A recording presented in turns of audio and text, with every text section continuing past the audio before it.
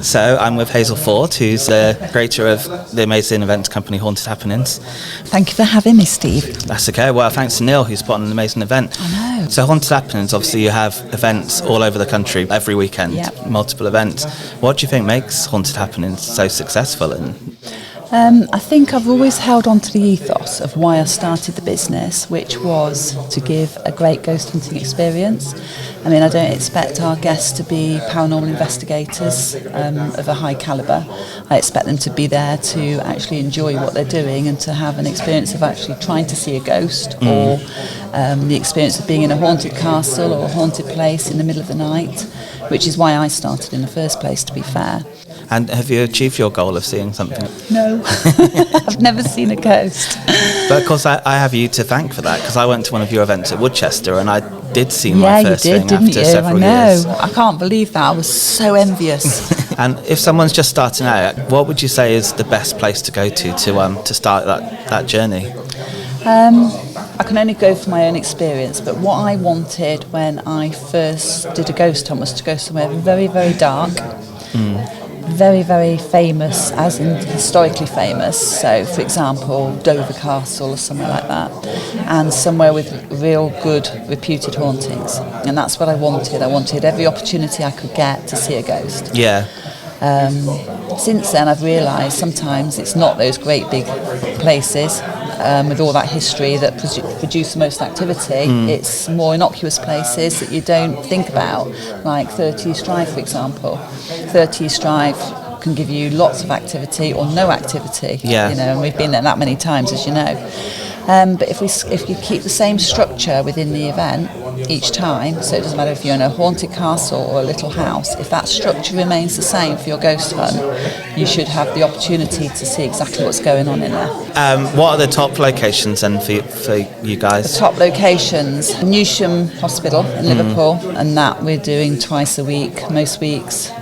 We might miss it a couple of weeks, but we're usually there at least 4 times a month. East Drive, another one. But the thing about East Drive is I saw something at East Drive that I can't prove. Yeah. And because I can't prove it, I don't like to talk about it because I know what's going to happen. Yes.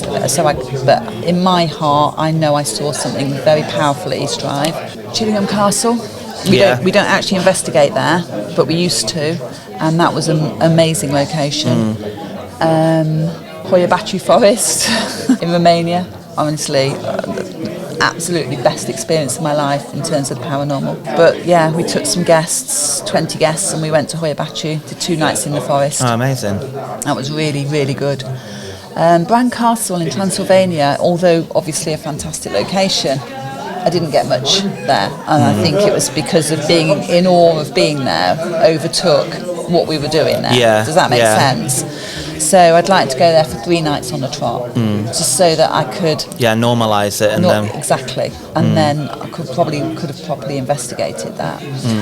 Are you still scoping out new locations? Yeah, all the time. So what tends to happen is other groups might find a location that I think's interesting, and then I'll let them investigate it for a little while, see what the general consensus is, and then if I think that it's producing great results, then I might go and visit that location and put it on our books. Other times, I'd probably think it's not a great idea for whatever reason. There's so much involved in hiring a location that people don't realise. It's not just about turning up at a location. You've got insurance, you've got health and safety, you've got risk assessments.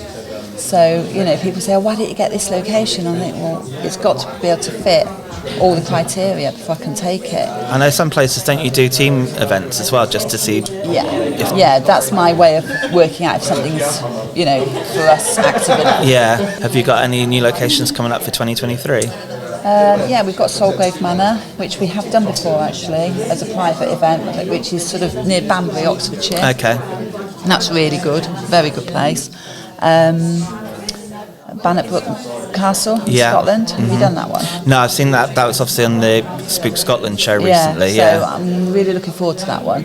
And I've got a lot of friends up in Scotland, so who will help me run those, that I trust to run them properly as well. So, there's no reason why we shouldn't be in Scotland. And obviously Halloween coming up, so I guess you've got plenty of events over I don't even want to count how many, to be fair. It's a season, and I guess the sort of atmosphere is quite different on events at that time of year. Do you get people that are going more for a Halloween scare rather than sort of serious investigators? Friday 13th and Halloween are always really popular dates, and you know, it's like when the Scarefest come out, people always book onto the Scarefest, and you'll notice they're sold out really quickly.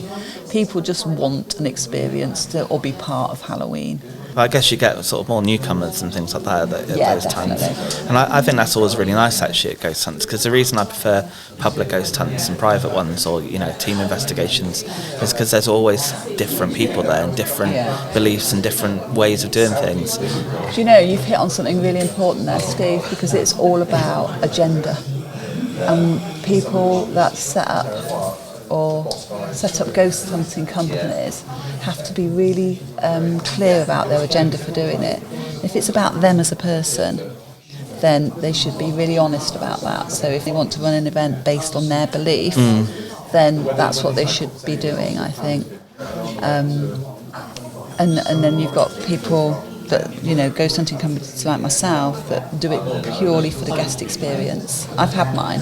We're not there for hours. Anyone that wants to join me as a ghost hunter, I'll always say, I don't want the best ghost hunter in the world. I want the best person that can look after my guests. That's what I'm looking for. Yeah. I'm not interested in your ghost hunting skills in a sense, because we can learn those, we can teach those. Yeah, I mean, I don't think really ghost hunting is as hard as some of the people who call themselves experts would make out. I mean, really, I get shocked. I go to some events and I'm thinking, I'm going to be with an expert. Because I'm not an expert by any stretch of the imagination. I'm going to be an expert. And then I leave so disappointed and shocked. Their expertise is in their belief. And that's as far as it goes. They believe they're an expert, and so they behave as an expert, but that's as far as it actually goes.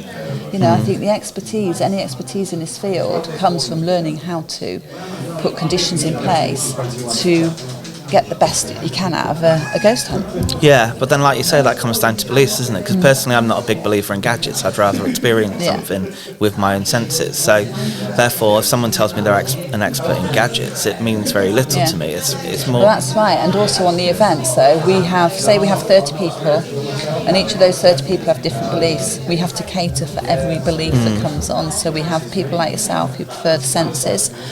We have people that are gadgeted up to, you know, whatever. Yeah.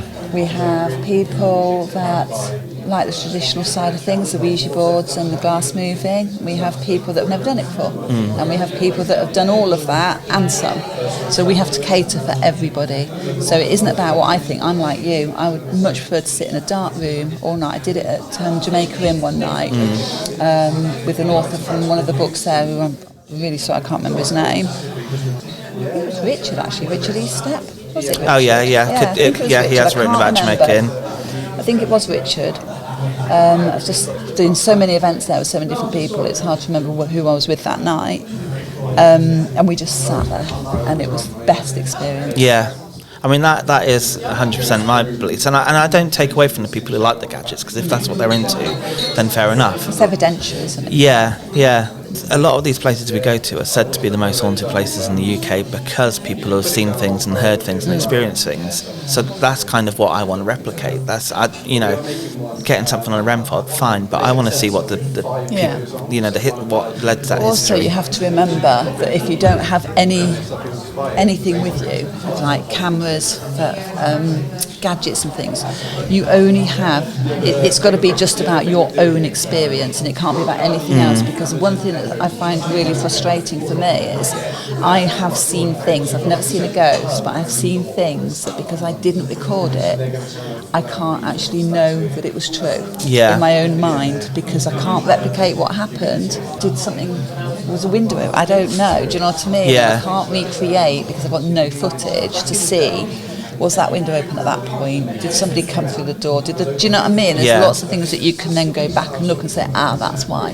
But that's why I feel that certainly TV shows, you can never really trust the evidence. Now, even if you fully trust that team on television, you can't be sure that there's something they haven't missed. Someone did come through a door, or a window was open that they didn't know. So that's why I think getting out there and experience is so important. Your own personal experience is so important. Your own personal belief of the situation. If we're on an event and we say, can you knock twice, and we hear 2 knocks, I'm believing someone's done that. I'm not believing all that was paranormal. Yeah. Because I've got 30 people in that room that I don't know. Somebody's made that. So that's always so we do difficulty. something like everybody put their hands like that. We have to be able to put conditions in that say, no, everybody was doing this at that time. Yeah, but I mean, your team are always very good at making sure that they're portraying that as well. So I mean, they'll never get involved in experiments. Definitely, because we get accused of all sorts. Everything we just get accused. As soon as any of my team touch that object, they're up for scrutiny. Yeah, do you know what which I mean? is fair enough. You know. I mean, we do have a point where if we've got a room full of people, say there's 6 people in this group, and we ask them and none of them want to do anything, then we've got to get involved. Otherwise, you're all going to be sitting there not doing anything. So, that's when I'll say to the team, look, tell them what you're doing, be authentic, say, I'm putting my hand on there. You don't have to trust I'm not moving it, but I'm telling you I'm not, but it's up to you. And then from that point onwards, join me, and then see what you think. And 9 times out of 10, they all come in and join it. Yeah, and I think that, for me personally, I think that's where Haunted Happenings wins. Because I think the ability of your team members to get people involved is just the winning formula of the company, really. But they've spent a lot of money. Do you know what I mean? It's not cheap to go on a ghost hunt. Yeah.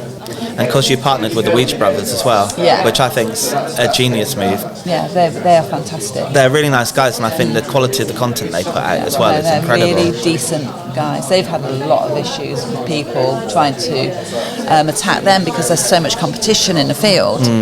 But they've stayed really authentic. They've stayed true to themselves, and they've done really well for us.